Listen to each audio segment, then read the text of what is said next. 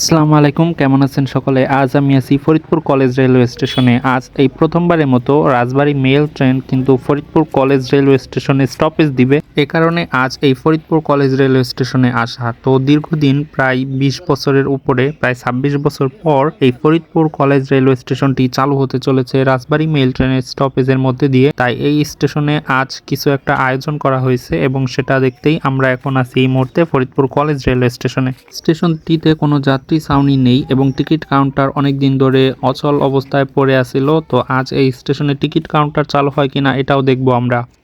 সহ আন্তজেলা সহ মানে আমরা যেন নকশিকাঁথা যেন এখানে দাঁড়ায়, দিদি মহোদয়ের কাছে আমরা এই আবেদন করি। আমাদের বাইতুল আমানের সাবেক কাউন্সিলর তনু ভাই, তাকে অসংখ্য ধন্যবাদ এবং এলাকার মান্যগণ্য এবং আমাদের সম্মানিত লোকজন উপস্থিত।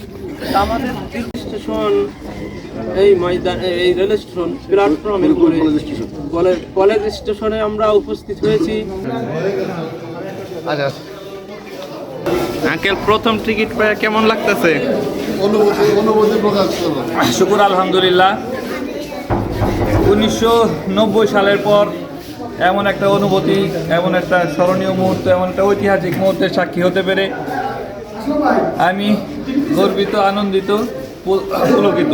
এরপর অপেক্ষার পালার অবসান ঘটিয়ে আমাদের মাঝে ট্রেন চলে আসলো। দীর্ঘক্ষণ অপেক্ষার পর কিন্তু রাজবাড়ী মেইল ট্রেন এই প্রথম ফরিদপুর কলেজ রেলওয়ে স্টেশনে স্টপেজ দিতেছে এবং এই উপলক্ষে দেখুন শুধুমাত্র কত কত লোক এই স্টেশনে উপস্থিত হয়েছে এই ট্রেনের স্টপেজ দেখার জন্য।